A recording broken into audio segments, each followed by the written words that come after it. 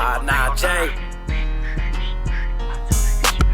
And what these haters talking about, and what these suckers talking about. Taking fire, we are taking fire. Hey, yo, what's good with everybody, man? I hope everybody's having a productive day, feeling blessed, and like I always say, it's one life, one chance. We only got one chance to do this right. Let's get it done. With that being said, like I said, I was doing some research on the Stockton, Nortenos bank robbery shooting. Got enough information for me to talk about it, and I got I want to say an honest question that I want to ask my subscribers. So please answer it to the best of your ability. So with that being said, hit that subscribe button, hit that like, always leave a comment. Let me know what you guys think in the comment section. Check the links in the description for my Apple and Spotify music. Go ahead and rub my streams up, and you can check out my playlist section on my YouTube channel and check out my music right there. Thank you guys for you guys' time, but most importantly, thank you guys for you guys' support. Now, I remember when this happened, right? It was, I was already in prison, bro, when it happened. And I remember somebody walking up and was like, hey, bro, hey, your homies. I think I was already on the SNY, if I'm not mistaken. It happened like 9 years ago. So I remember somebody coming up to me like, hey, fool, the Nortenos made the news, bro. They made the Good Morning America news. And I caught it, bro. I caught it when it took place. I didn't like to watch Good Morning America because there was that older dude, but he was hella short, like George Stephanopoulos or something like that. Or, you know, every time I seen his last name, it reminded me of Andy Milonakis, like in my childhood. I had a P on my head, but you can't call me your P head. That dude, so Andy Milonakis or George Milonakis or whatever his name was from Good Morning America. You know, he spoke about it. You know, there was a lot of news coverage on it, but still, we got to see some of the footage, and it was a crazy situation that took place. So we had, a driver drops off his homies, 3 of them. They go in there, heavy artillery, big mechanics, Russian AKs. Bro, they even had like bullets taped to their bodies, bro. Like they went in there. I think they went in there ready to go out with a blaze of glory in the event that anything happened. That's a messed up mentality to walk into a bank. Like, look, just in case, we got to shoot it out, bro. We gonna shoot it out, bro. Like, well, ain't no going to jail with this, man. I ain't trying to go to jail for this situation. So they commit the bank robbery. So far from what I've seen, they didn't disclose any kind of money information, like how much, any kind of money that they left with. But they wound up taking a couple of hostages. Took the cops in Stockton. They said they had every squad car, 14 vehicles chasing these guys wherever they were going. And obviously the bank robbers were out there shooting at the cops. And the cops were shooting back in a moving vehicle and when the vehicle stopped. Now, during the high-speed chase pursuit, 2 of the victims that were held hostage were thrown out and shot, but they survived. But they kept one of them and used her as a human shield. So they get into a shootout with the cops. All 3 of the suspects get hit, but they wind up using the woman, Misty, as a human shield, and she gets hit in the process too. 2 of the robbers die, and one of them survives. And he's the one that's facing all kinds of charges, bro. When I seen it, I don't even know. I seen the death penalty part where he was looking at it. I don't know if he got convicted for it. And he's pretty much facing the death of his 2 homies. Even though they died at the hands of police fire, they put them charges on him. So that in the court proceedings and in his mind frame, I know he's not gonna accept the fact like, hey, bro, I took my homie's life. But whoever's decision it was, which I'm pretty sure was a group effort, obviously those deaths was on his conscience because he's the one living. He's the one that got to be reminded every day that he lost 2 of his homies in the process of robbing a bank, and now him and his driver started going to court together facing charges. So he got pinned for the deaths of not only his 2 homies, but the woman, the hostage, which is well deserving if you ask me. And then 22 counts of attempt for busting at the cops. Not to mention the kidnapping and all the other special allegations that are attached to this and the robbery in itself. And if you watch the video of this individual, you can just look the way he was breathing. We got a little tough 19-year-old right there with a Mongolian. He's just like, every charge was a deep breath, like, bro, accept your reality, bro, that when you commit a crime, you're going to do the time. And facing the death penalty, I think that's why, if I'm not mistaken, he was trying to plead guilty out of it to get the life sentence. Which I know a lot of people were kind of outraged that if he did or he didn't, because they were like, bro, he don't deserve to live. That's for the Justice Department to decide, and the jury and whatever the plea deal that they offer him. But it's a cold situation being in those predicaments. And trust me, like I said, I did 15 years for just second degree armed robberies, and I got a gang enhancement. I got possession of a lot of firearms during the process. So I know the mentality that they had when they went in there. I know the mentality they had if they get caught. You know, I wanted to shoot it out the day of my arrest, but thankfully, you know, God saved me. God, you know, means helped me open my eyes at the moment I wanted to pull that trigger and seeing that my ex-wife's son was laying right there. You know, today I'm more thankful about everything that's going on in my life, no matter what, no matter how much people hate me and criticize me all over YouTube. I wake up every day with a reason to be thankful, bro, because I could have shot it out and been doing 30, 40 years, and you guys wouldn't be seeing my ugly face all over YouTube, and I know that's what you guys would be happy about. Some of y'all, should I say. But yeah, he was 19 years old, and he was ambitious, bro, and trust me, I was 18 when I was doing those robberies. I went in to hit this liquor store, right, and it had 2 registers. You know, I had a driver, and it was me and my co-D. But as soon as, see, the thing is, when we parked the car on the side of the store, I didn't see who was in the front of the store. I was too busy going clack, clack. You know what I mean? And when I bend the corner and turn right to go into the liquor store, I see a girl. She was using a payphone, and she had a baby stroller. Now, mind you, if I wasn't so stupid, young, and on drugs, maybe I would have reacted different. Maybe I would have stopped and be like, hold on, homie, hold on, whoa, man. You know, the possibilities of us shooting it out, shooting at the clerk, shooting the clerk is a big possibility, bro. And, you know, she can get caught up in the line of fire. Most importantly, that baby can get caught in the line of fire. But what does my dummy butt do? I'll go into the store anyways. But I'm looking at her. Like, I remember that day vivid me. I had a hat on, but I had the ski mask on. I had the sweater, the pants, I had gloves. And, dude, imagine this, her being on the phone and going like this. Over there looking like the cover of a Plies album, just staring at her. And I looked her dead in her eyes, looked at the baby stroller, and just went in and said, I'm going to do my thing. Hopefully she ain't out when I'm out. So, yeah, we robbed it.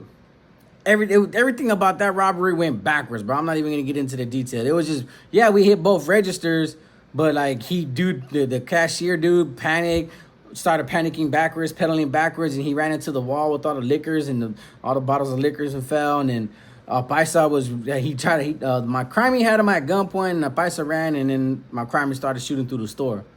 So we got up out of there. But on my way out, I could see her. She's down the block.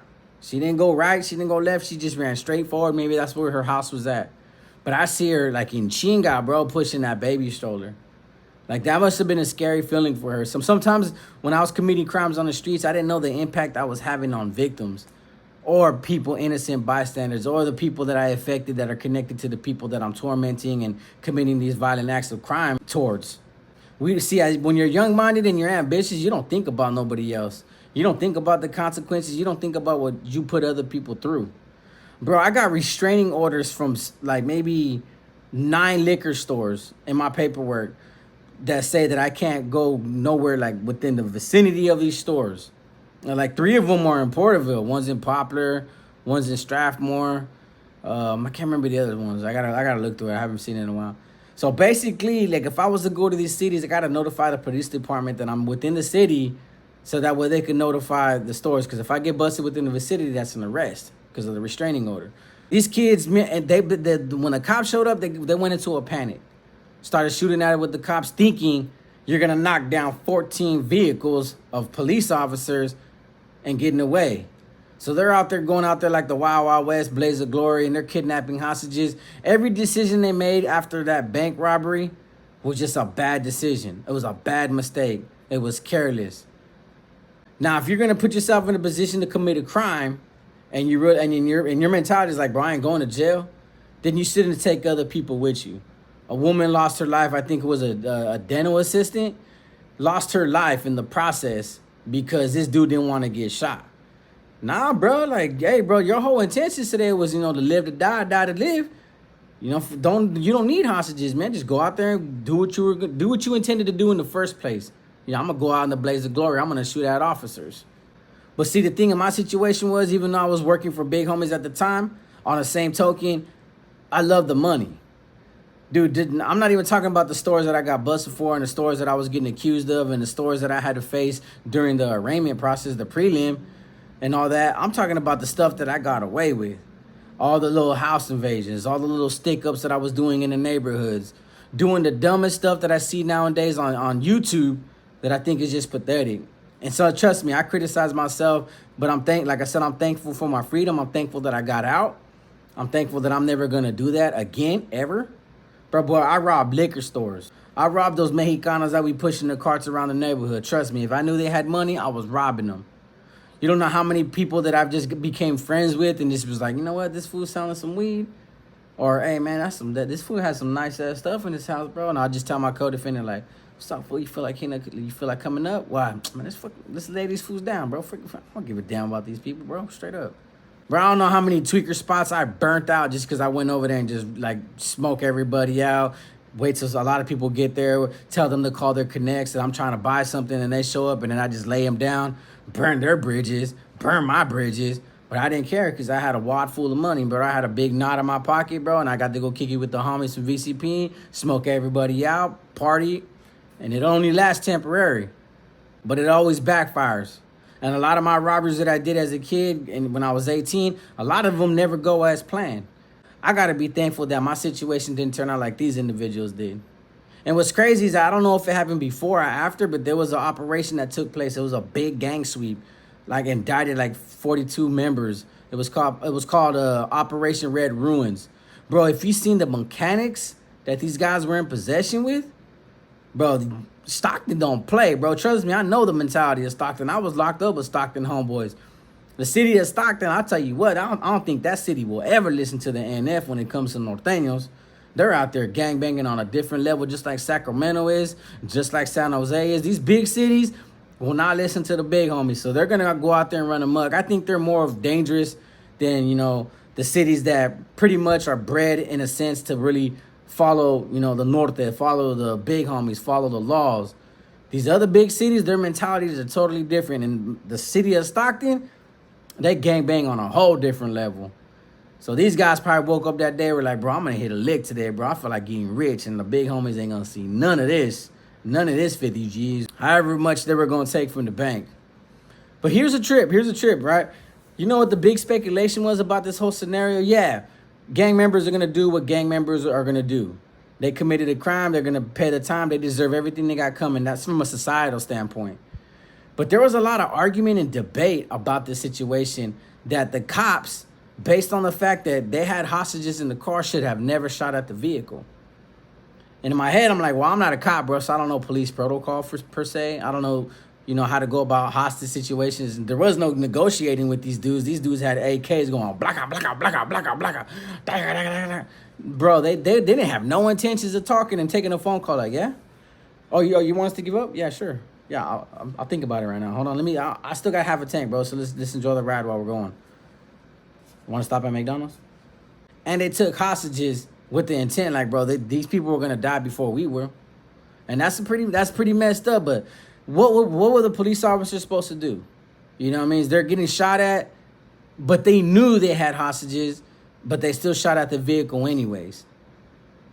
Like, I'm not too sure if there's police protocol to say, you know what, we got to do, forget the intentions of actually taking out the shooters. We got to save the hostages. Or was it the other way around? Hey, bro, we're just going to shoot through the hostages just to stop these dudes from committing any more violence, from getting away from for this high-speed chase and can hurt anybody else. There was a lot of people criticizing the law enforcement and the police department for the way they conducted themselves. The person that was in charge of the pursuit, they were like literally begging for this fool to get fired or investigated and suspended. I was like, bro, I'm not too sure where you guys are going with this. Yeah, the homies are gang members. They don't care about laws. They don't care about rules. They don't care about government. They don't care about law enforcement. They went to go hit a lick, and it just went bad for them. And then all of a sudden, they were like, bro, we ain't going to jail. And they shot it out. But guess what? One survived, and he's going to face the most penalties for everybody. You're taking everybody's case into one, including his driver. So, like, what was the cops supposed to do? They had to defuse the situation. They're getting shot at, so they got to protect themselves. It's not like they have it's not like they could have stopped the cars and gotten some big old tactical gear that was gonna prevent them from getting shot with bullets, bro. Like some of their armored gear that they possess ain't gonna stop a bullet. So they gotta protect themselves at the end of the day, and they gotta just stop this from happening.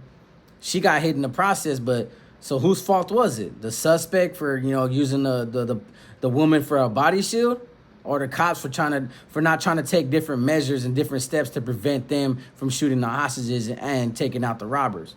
It was a weird debate that I was reading in the column section, and I was like, bro, I don't know. But, like I said, I trust my audience. My audience is very intelligent. So I wanted to ask you guys that question. That was the honest question I wanted to ask you guys. Like, what should the cops have done different? Or was it supposed to play out the way it played out and it happened the way it happened, and it is what it is? Because, innocent victim did lose her life because 3 individuals decided to do a bank robbery and snatch somebody's life and try to save their life at the expense of somebody else losing theirs. That's a messed up situation.